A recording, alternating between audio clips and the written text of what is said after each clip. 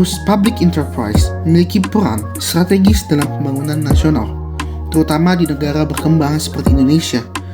Dalam dinamika modern, public enterprise atau perusahaan publik tidak hanya dituntut untuk menjalankan fungsi ekonominya melalui produksi barang dan jasa penting, tapi juga memikul tanggung jawab sosial dan politik yang berkaitan langsung dengan kesejahteraan masyarakat serta stabilitas negara.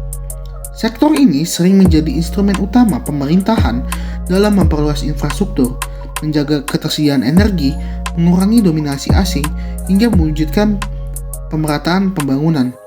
Namun, kompleksitas tujuan yang harus dicapai membuat perusahaan publik berada dalam tekanan yang tidak sedikit. Mereka harus melayani rakyat, mendukung pembangunan, sekaligus menjaga kinerja finansial yang sehat. Di sisi lain, berbagai masalah fundamental masih membayangi perusahaan publik, seperti inefisiensi birokrasi yang kaku, lemahnya akuntabilitas, hingga intervensi politik yang sering menghambat profesionalisme dalam manajemen suatu perusahaan publik. Studi kasus PT Garuda Indonesia menjadi gambaran nyata bagaimana tantangan tersebut dapat menggerus kinerja perusahaan publik ketika tata kelola dan pengawasan tidak berjalan dengan optimal. Kondisi ini menegaskan bahwa pentingnya reformasi besar melalui peningkatan efisiensi, profesionalisasi, manajemen, dan terutama digitalisasi tata kelola agar public enterprise atau perusahaan publik dapat bergerak lebih adaptif, transparan, dan berorientasi pada kepentingan rakyat.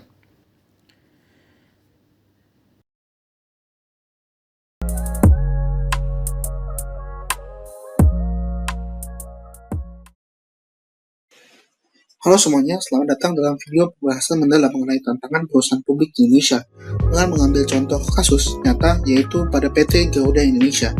Kita bisa melihat bagaimana persoalan inefisiensi, intervensi politik, hingga tata kelola yang lemah dapat berdampak pada kinerja perusahaan publik, serta bagaimana digitalisasi manajemen menjadi solusi strategis bagi BUMN ke depannya.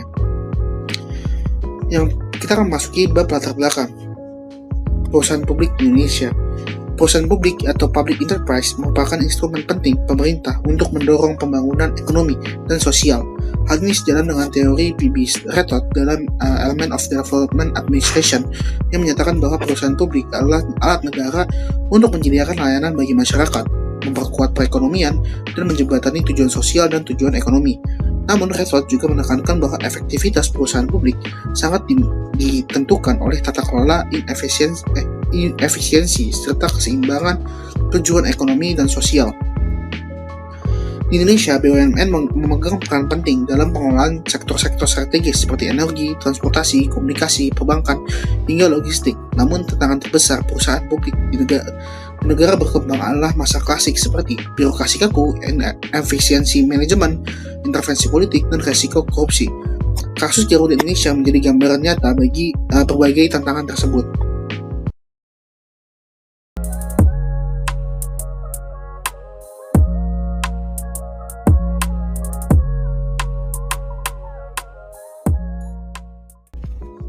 Dan yang selanjutnya adalah bab kedua, yaitu kasus Garuda Indonesia, masalah dan tantangannya.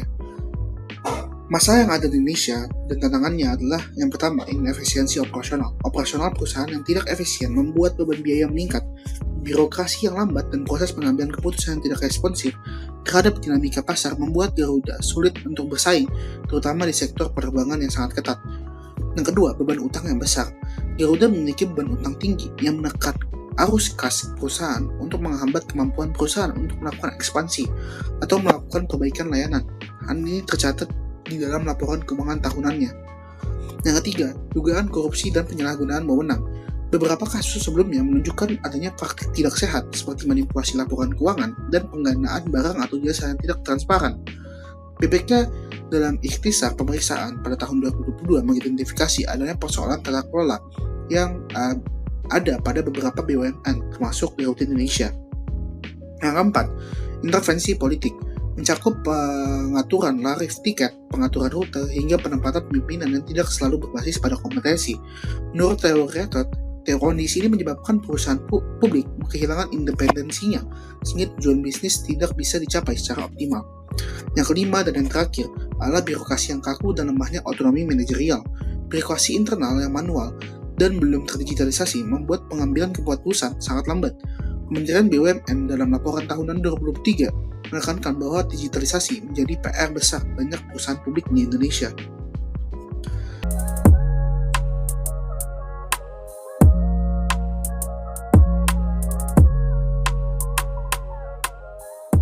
Yang selanjutnya kita masuki analisis teori yang digunakan dalam pembahasan ini. Berangkat dari pemikiran P.B. Redford yang menyatakan bahwa perusahaan publik memiliki dua tujuan besar yang sering kali saling bertentangan, yaitu tujuan sosial dan tujuan ekonomi. Perusahaan publik didesain untuk memberikan pelayanan kepada masyarakat dengan harga yang terjangkau. Namun pada saat yang sama juga, perusahaan publik juga dituntut untuk menghasilkan keuntungan dan menjaga keberlangsungan bisnisnya. Dalam konteks negara berkembang seperti Indonesia, teori ini sangat relevan karena banyak perusahaan publik yang akhirnya gagal menjalankan keduanya secara seimbang akibat dari intervensi politik, tata kelola yang lemah, serta ketidakefisienan manajerial yang sudah berlangsung sangat lama. Kondisi ini terlihat jelas pada kasus PT Garuda Indonesia yang menghadapi berbagai problem, mulai dari beban utang yang besar, inefisiensi operasional, hingga dugaan penyalahgunaan kewenangan. Setiap faktor tersebut menunjukkan bahwa Garuda tidak mampu menjaga keseimbangan antara orientasi pelayanan publik dan orientasi bisnis, sebagaimana dijelaskan Redford dalam teori perusahaan publik miliknya. Garuda Indonesia mencerminkan secara konkret bagaimana intervensi politik dapat menghambat fleksibilitas dalam dan kemampuan perusahaan untuk merespon pasar. Pada banyak momen, keputusan bisnis seperti penentuan rute, pengadaan pesawat, hingga kebijakan tarif dapat dipengaruhi oleh agenda politik, bukan analisis ekonomi. Kegagalan ini mencerminkan perusahaan publik dalam menjalankan fungsi pembangunan yang seharusnya didukung oleh tata kelola modern, efisiensi, serta otonomi manajerial yang kuat.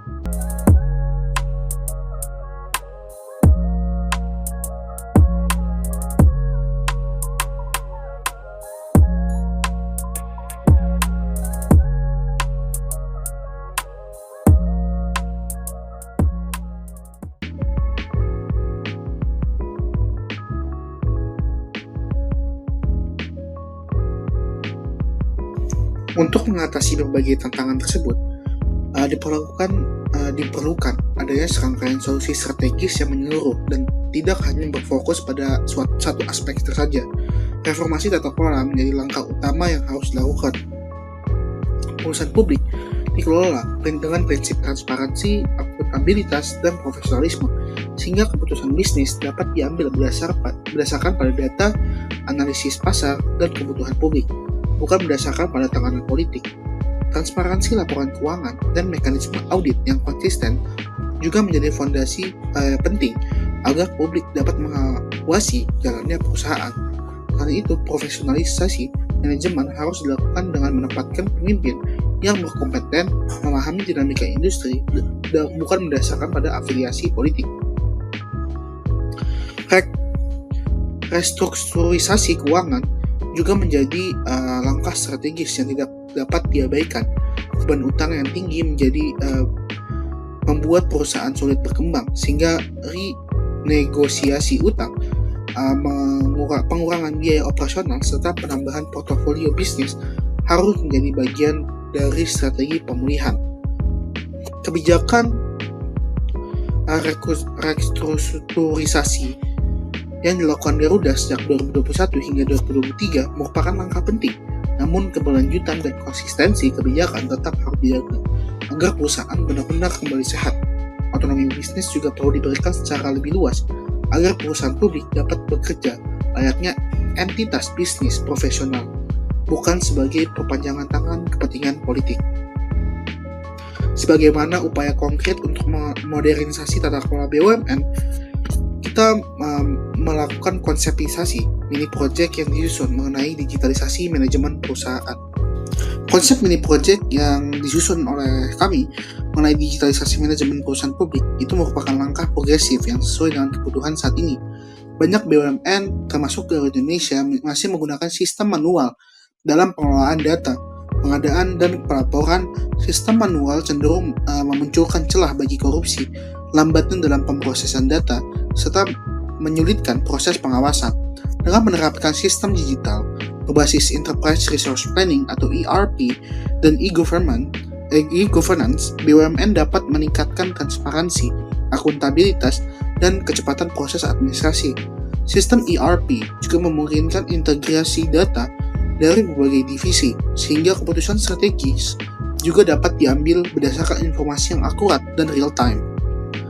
Rencana implementasi digitalisasi ini dimulai dari analisis kebutuhan dan identifikasi area yang saling membutuhkan percepatan digital, seperti manajemen keuangan, sumber daya manusia, pengadaan barang dan jasa, serta pelaporan kinerja.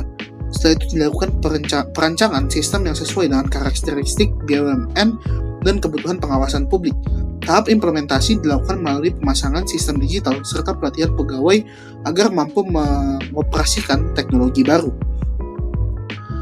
Terakhir, dilakukan evaluasi dan monitoring secara berkala untuk memastikan bahwa sistem berjalan efektif dan memberikan dampak nyata pada efisiensi dan transparansi perusahaan. Output proyek digitalisasi ini sangat signifikan. Pengelolaan dana publik menjadi lebih transparan, waktu kerja lebih efisien, risiko penyalahgunaan wewenang dapat ditekan, serta proses administrasi menjadi lebih cepat dan akurat. Dalam jangka panjang, digitalisasi juga meningkatkan profesionalisme budaya kerja, karena pegawai dipaksa untuk beradaptasi dengan sistem baru yang lebih objektif, tapi juga pada tingkat publik, dan karena masyarakat mendapatkan pelayanan yang lebih baik, sementara tingkat kepercayaan terhadap BUMN meningkat. Nah, hal itu adalah ada refleksi pribadi saya jika saya menjadi seorang pemimpin di masa depan. Bagaimana seorang calon pemimpin bangsa memandang pentingnya membangun panggung ekonomi Indonesia yang lebih kuat melalui reformasi perusahaan publik. Ada tekad untuk memastikan bahwa perusahaan publik tidak lagi menjadi beban negara, tapi berubah menjadi instrumen pembangunan yang lebih efektif melalui tata kelola profesional, manajemen transparan, dan digitalisasi birokrasi. Keinginan ini untuk menghadirkan birokrasi yang lebih bersih, efisien, dan berpihak pada rakyat jadi gambaran visi kepemimpinan yang berintegritas saya. Dengan kombinasi antara etika, pelayanan publik, dan strategi digitalisasi masa depan, BUMN dapat diarahkan menuju model tata kelola yang modern dan kompetitif, transparan, dan berkontribusi nyata pada kesejahteraan masyarakat.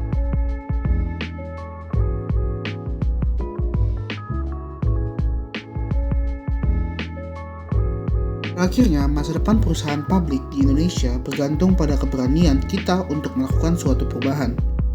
Kasus sebelumnya yang sudah kita bahas menunjukkan bahwa inefisiensi, intervensi politik, dan lemahnya tata kelola bukan hanya persoalan teknis, tapi persoalan arah dan komitmen.